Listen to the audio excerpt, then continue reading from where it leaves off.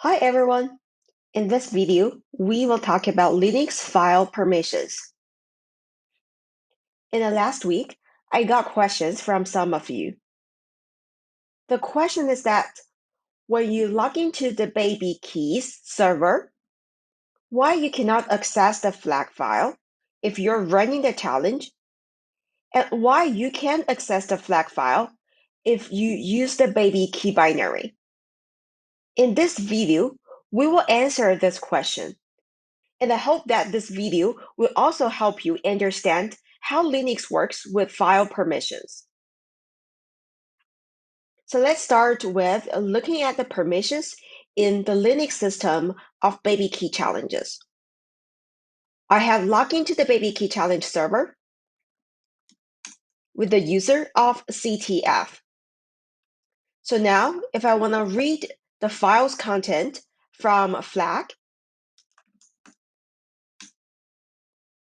we can see that it says permission denied. So I cannot really read flag using cat. However, as you already know, if you use baby key challenge, that specific binary, you'll be able to read the flag file. So why is it the case? To understand this, let's take a look at the permission for file/flag. So you can check the permission of the file using command ls-l, where -l means to list the file. We see that there are a bunch of dashes over here, and then there are two names associated with file/flag. The first part of the output is the permission of the file, and these two parts represent the group owner and the user owner of the file. And let's try to output more of the listings. If we do ls-l for the root directory, we'll see each of the files listed in the root directory associated with the permissions. So the permission notation is usually composed of 4 components. The first letter denotes whether or not the listing is a directory. And then starting from the second letter to the fourth letter, it denotes the permission for the owner of this file. The next 3 letters denotes the permission for the group who owns this file. And then the last 3 letters represent the permission of other users for this file. Here R means read, W means write, and X means execute. So if you look at the permission of /flag, you will see that the first character is not D. Followed by that is the permission of the owner, which is root. So root has the read access to file flag, and the group of root, as well as the other users, will not have any permission to access the flag. And this explains why, when we log into the server as user CTF, we will not be able to read the flag, because we will not be able to get the permission to access the flag. And now you may wonder that since the user CTF does not have any access to the file, why when CTF calls baby key challenge, it will be able to access file. And if you look at the permission of baby key challenge and compare its permission to that of other binaries or files or directories, you will see that the third letter for the owner of baby key challenge is S instead of X or dash. Letter S means that the binary is enabled with setuid.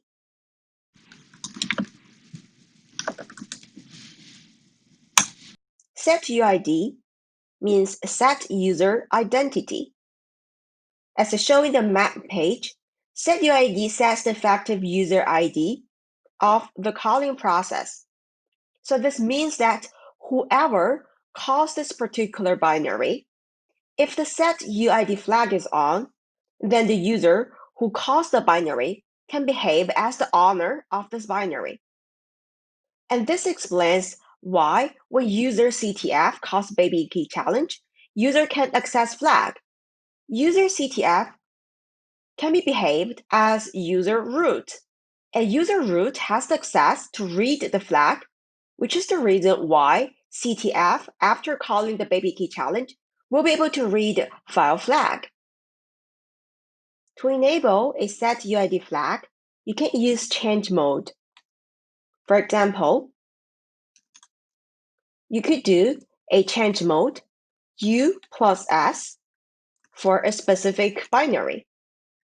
In this case, if you check the flag, you'll be able to see that right now, there is this S permission for the binary service. And you can change it back by U minus S.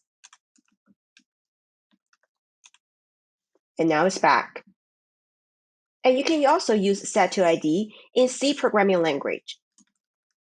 If you check the manual of Setuid again, you will see that Setuid is an internal function that you can call in Linux operating system as long as you include these two headers. And now you may wonder that if you can pretend to be root by using the setuid function. Instead of telling you the answer, I'm going to just write a simple source code which calls setuid, and we can run this source code compiled to binary and then run the binary together.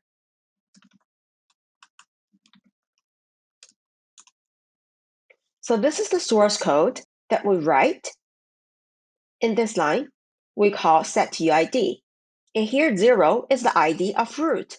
So basically, we call setuid and escalate our privilege as a root. And followed by that, we print the result of calling function setuid. And if there's an error, we're going to print the string of the error. Okay, so we're going to compile it and then run it. We see that the result is -1, which means that setuid was not called successfully. And then the reason is that operation is not permitted.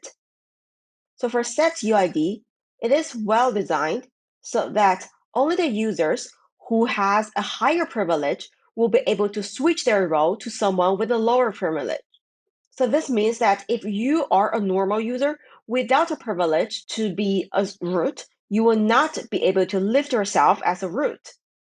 And here you may have a second question. Why do we want to switch our role to a user who has lower privilege? And this is a great question. Think about this. In our baby key challenge, if the root user switch their permission to someone's role,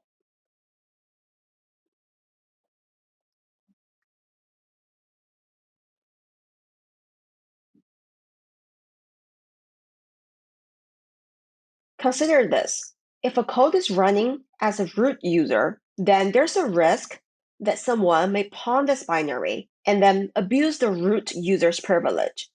So for a program, when it's running as the root user, it really wants to be careful. And one way to defend is that when it's operating on files that is not necessary to have a root privilege, the root user can just downgrade themselves to a normal user. Then on the flip side, you may also wonder, then what's the purpose of setuid? Since setting UID is dangerous, such as the baby key challenge. And it seems that baby key challenge is really artificial in setting the setuid flag. So the reason why this flag exists is that there are applications that needs this specific setuid in order to carry on tasks properly. And in fact, if we check a normal Linux operating system,